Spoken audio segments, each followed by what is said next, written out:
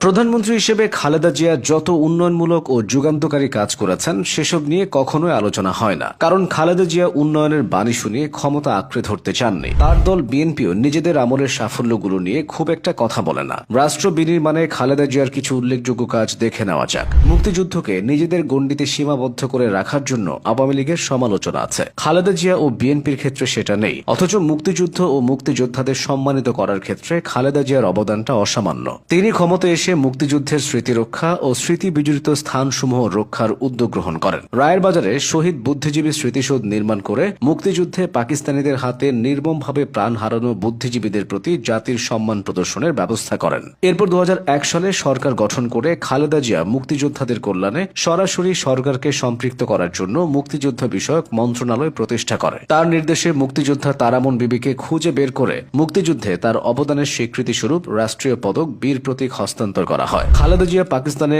অসম্মানিত অবস্থায় পড়ে থাকা মুক্তিযুদ্ধের বীর সৈনিক বীরশ্রেষ্ঠ মতিউর রহমানের দেহাবশেষ বাংলাদেশে নিয়ে আসার ব্যবস্থা গ্রহণ করেন। এবার আসা যাক অন্য প্রসঙ্গে। 3 দফায় সরকার গঠন করে বেগম খালেদা জিয়ার নেতৃত্বাধীন সরকার রাষ্ট্র পরিচালনার ক্ষেত্রে বেশ কিছু গুরুত্বপূর্ণ সিদ্ধান্ত নিয়েছেন, যেগুলো এদেশের রাজনীতির ইতিহাসে মাইল ফলক হয়ে থাকবে। সংবিধানের দ্বাদশ সংশোধনীর মাধ্যমে এবং ত্রয়োদশ সংশোধনীর মাধ্যমে নিরপেক্ষ তত্ত্বাবধায়ক সরকারের অধীনে জাতীয় নির্বাচনের ব্যবস্থা গ্রহণ এসবের মধ্যে অন্যতম। খালেদা জিয়ার সরকার রাষ্ট্রীয় কার্যক্রম পরিচালনায় 7টি সংসদীয় কমিটি গঠন করেন, যাতে বিরোধী দলীয় সাংসদদেরকে গুরুত্ব সহকারে অবস্থান দেওয়া হয়। শিক্ষা খাতে বাধ্যতামূলক প্রাথমিক শিক্ষা আইন এবং মেয়েদের জন্য 10ম শ্রেণী পর্যন্ত বিনা বেতনে পড়াশোনার ব্যবস্থা করা তার সরকারের অন্যতম অবদান। তার সরকারের আমলে বাংলাদেশ উন্মুক্ত বিশ্ববিদ্যালয় ও জাতীয় বিশ্ববিদ্যালয়ের পথ চলা শুরু হয়। বেসরকারি বিশ্ববিদ্যালয় প্রতিষ্ঠার অনুমোদন তার সরকারের আমলেই গৃহীত হয়। তিনি জিয়াউর রহমানের অর্থনীতির অনুসরণ করে বেসরকারীকরণের উপর গুরুত্ব আরোপ করেন। ব্যক্তিগত আয়কর প্রদানের হার 55% থেকে 25% নিয়ে আসেন।